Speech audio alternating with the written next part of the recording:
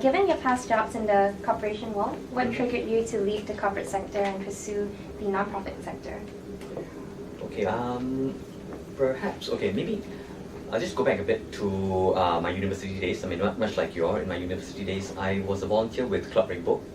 So Club Rainbow is a charity that supports children with special needs, especially those with chronic and life-threatening illnesses and their families. So I first started being involved in the Camp Rainbow, which was once a year event, 3-day camp and all that, just to bring some happiness to the kids. But further on, we came together as a small group to want to set up a befriender network. So while we have benefit, as in personally, I have gained a lot in terms of finding meaning in the volunteering work.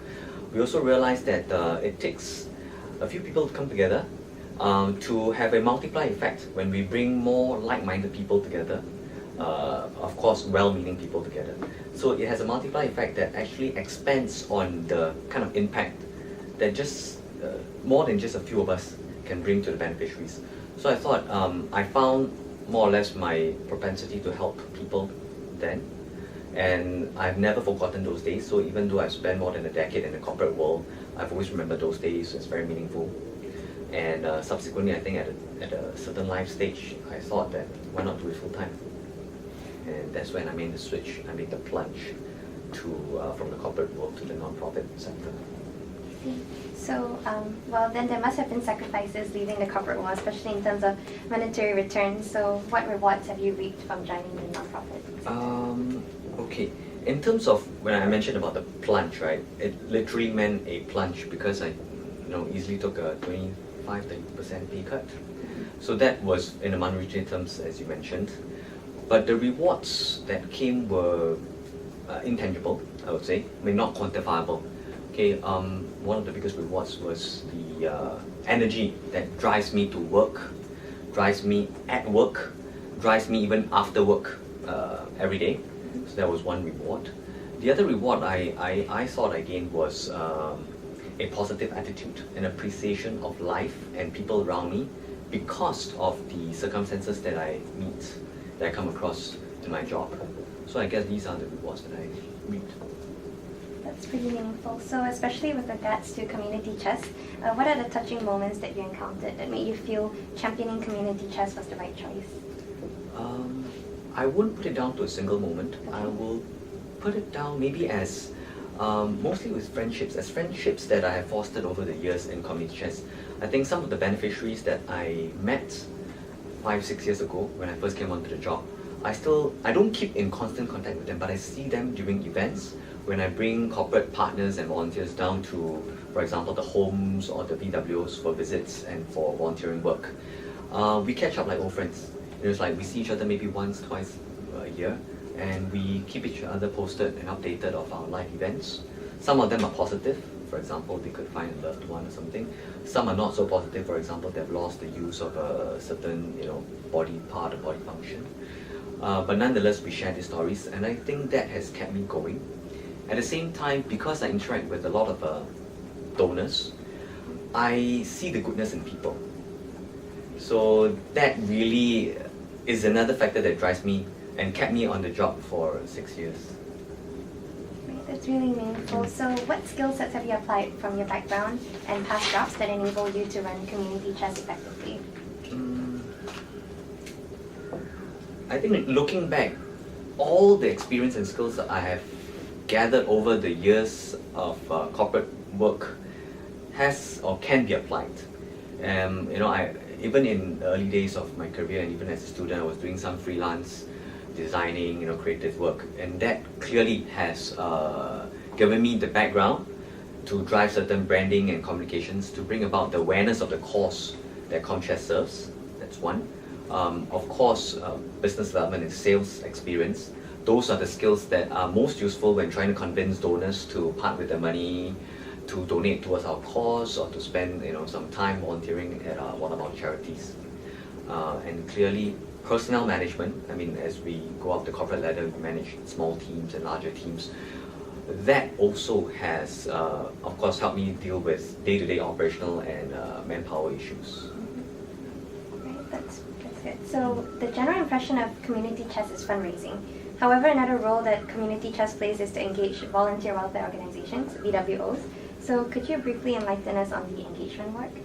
Okay, before I answer that question, I forgot something that I have actually prepped me for the work in ComChest from my corporate days. It was the grueling hours in the private sector that actually prepared me to spend the same, if not more, grueling hours than than before in ComChest. So I thought that is a non-skill based kind of preparation that got me where I am today. Yeah. Right. Okay. So you were saying that ComChest gives people the impression that we're a fundraiser and all that, but lately we have also started to engage not really the VWs but actually the volunteers. Okay. So traditionally, ComChest has been a fundraiser, and that was a mandate that was given to us since we started in 1983. But I think we were quite mindful of the change, not just in the giving landscape, but also in the social service landscape. So for example, when we talk to donors, when we engage with the corporate partners, we realize that a lot of them not just want to give money, they also want to give their time and talent. And that's the way of contributing back to the society, so beyond monetary terms. At the same time, we also realize from the VWOs that there is some form of manpower or resource constraint. So volunteers is a good way to help augment or supplement such of these constraints. So we thought it was a good opportunity and very timely to bring these two together, almost like the supply demand. We bring supply and demand together. So we bring people who want volunteers from our corporate partners to the VWOs who need some of these volunteers. And that is how we have enhanced the engagement, not just with our donors, but also with the VWOs as well. So then how about the other question, like your last post was like the Senior Assistant Director of Community Chest and you headed the SHARE program. Has your portfolio expanded? And if so, did you face any difficulties transitioning? Okay, when I first joined ComChest, I was actually heading the donor management team, right? And then subsequently I moved on to one of the relations and engagement team that handled the SHARE program. I think that's the one that you mentioned you're familiar with. And then subsequently I moved on to communications and development. So really, I've been lucky enough to be exposed to the whole spectrum of work within Community Chest. So when I took on the role of Deputy Managing Director, clearly I had at least the operational background and tech seat knowledge to do my job. But I thought it's quite important to mention that the rotation as well as being involved in the different components, elements of the work has given me the social capital that really helped smoothen the transition. Because dealing with people, different types of partners, dealing with different stakeholders, for example, board members and other ministries, really gave me the opportunity to gain, I guess, the trusted relationship with them. I think so both the knowledge as well as the relationships have helped ease the transition from my previous role to this role today. I see. So how long have you had this post and what are the new programs and initiatives that you have implemented? This post, I assumed this post I think at the start of last year. Okay, and the new initiative you mentioned, I would also say is the most fun and exciting initiative would be the Care and Share movement. Okay, this, as you all know, 2015 this year is the celebration. It's a celebration of Singapore's 50th anniversary, 50th birthday. So there's a lot of celebrations and all that. So it started almost more than a year and a half ago, where we, together with Ministry of Social and Family Development, we came together.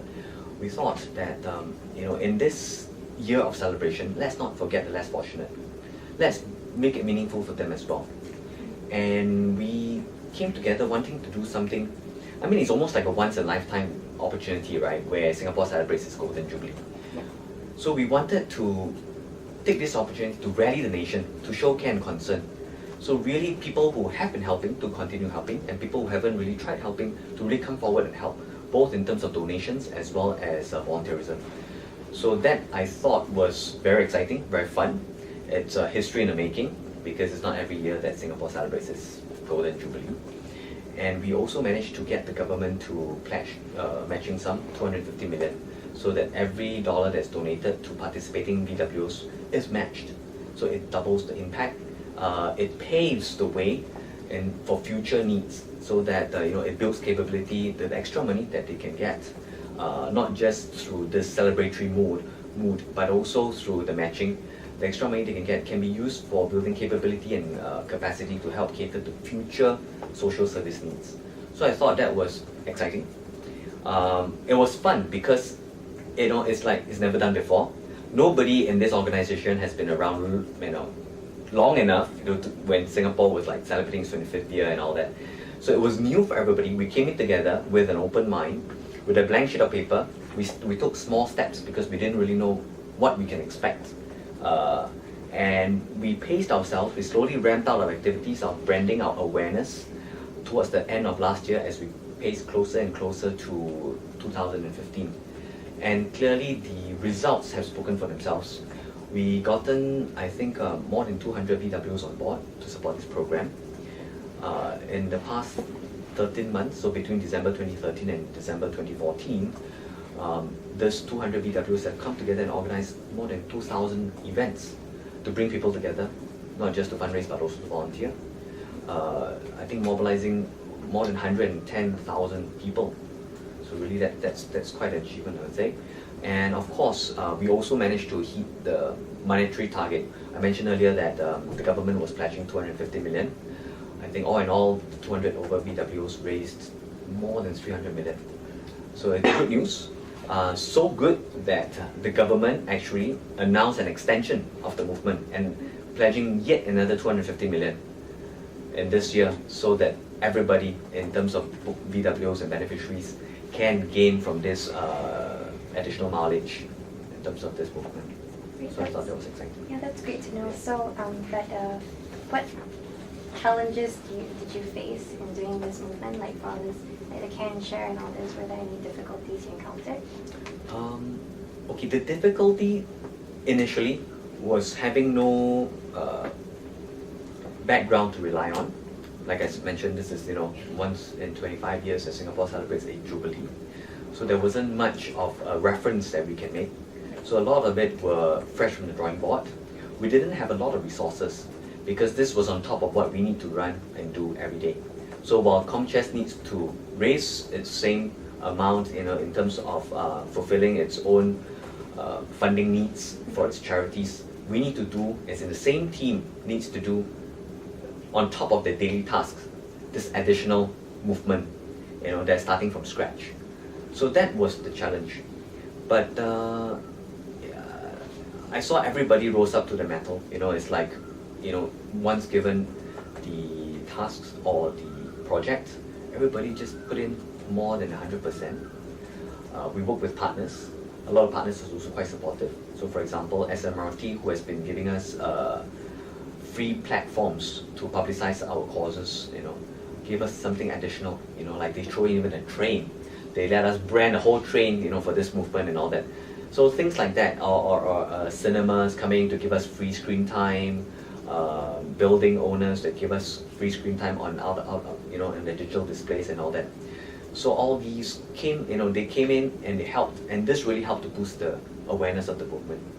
So while we have our challenges, our partners are supportive. Our own team put in a lot of effort, and I thought that is the most encouraging thing that I've seen in my work here. Right, but then do you mind sharing what's your plans for Community Chest in the coming 2 years? Okay. So riding on the momentum of the Care and Share movement, we have managed to raise and exceed the target that we set for ourselves last year and possibly this year. So really one challenge is how to maintain that. After the euphoria of the SG50 has died down, after some of the government matching has ceased, how do we maintain donor interest? How do we continue to engage the volunteers? I think that would be one challenge. The other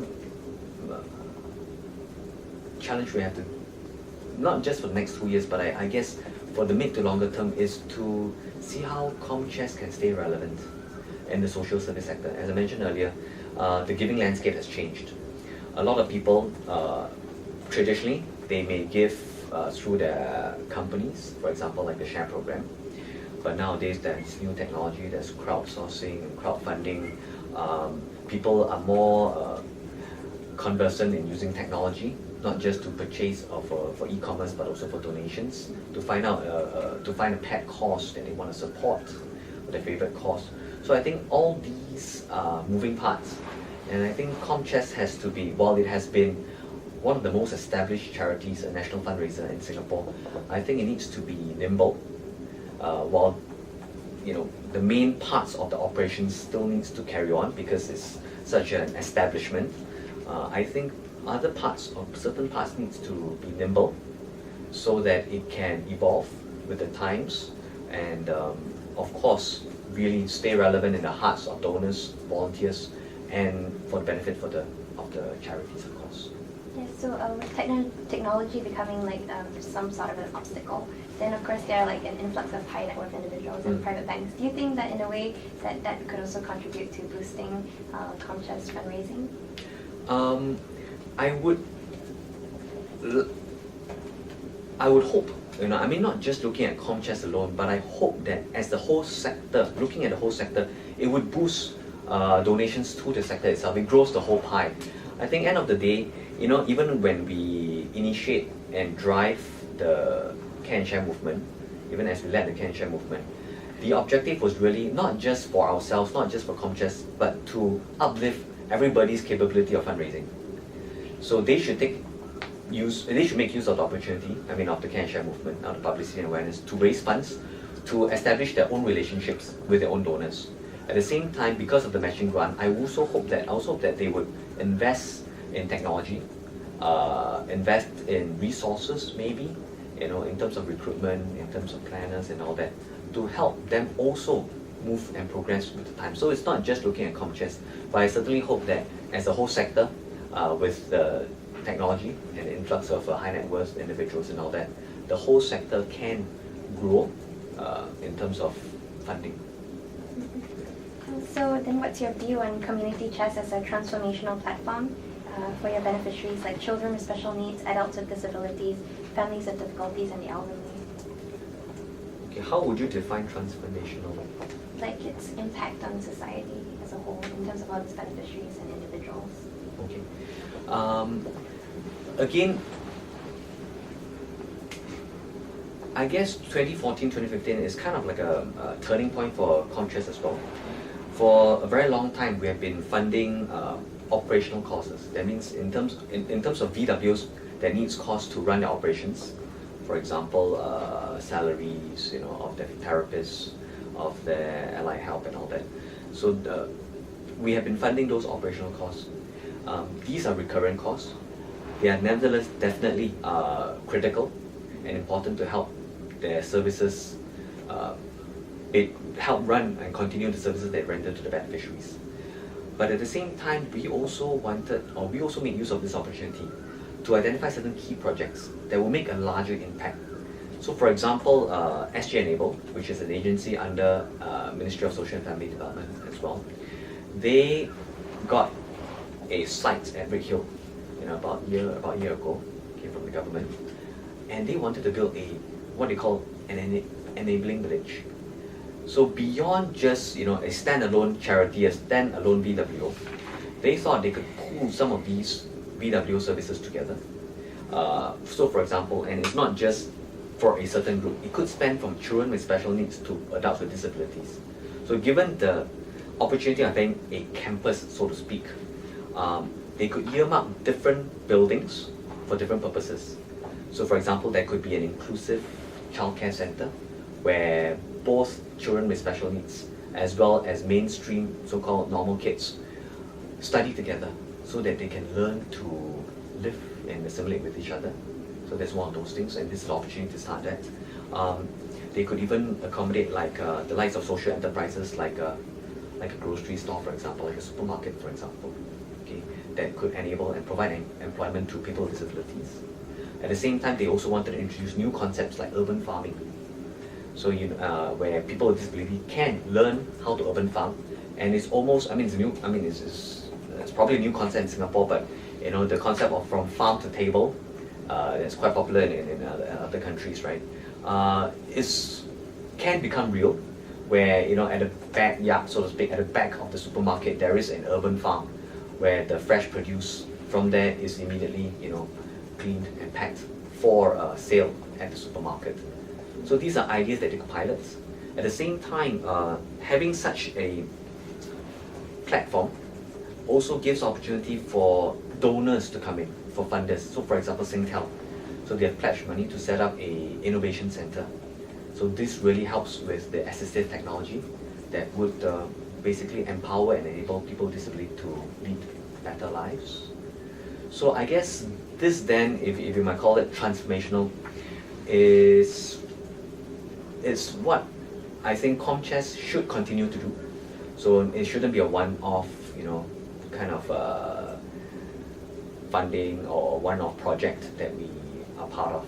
So going forward, I think after even this year, after enabling wage is set up and all that, we would be looking or spearheading new projects like such that can create bigger and better or longer term impact for beneficiaries or the underprivileged. That's really meaningful. So just to wrap up, do you think that leaders are born or made? In my personal experience, there are certain traits that leaders have, right? Some of these traits could be inborn, for example, but it's arguable that it could also be nurtured. Resilience, for example, some people just have a natural propensity to take hardship, okay? But at the same time, perhaps people who are exposed to hardship at the early stage of their life could also take on hardship, in a better way than others. So certain things like this, certain things like integrity. Again, integrity is possibly not something you're born with, but possibly something that you grow up with in a family influence, friends and all that. So certain traits, while you could be born with, a certain percentage of it, nonetheless, I think the environment, the attitude I think that you put yourself in would almost be self-reinforcing when it comes to leadership. So once we have identified certain traits, I think it's not difficult to have and create an environment where certain people can be nurtured to be leaders. But at the same time, I think we should also be mindful that I guess people are not born equal, people are not born the same. There will be leaders that are stronger than other leaders. But I personally believe that there is a leader in every one of us, whether it's leading a group of people, leading a project, or even just leading your life, in the way that you want it to be. So I thought it's a mixture of both.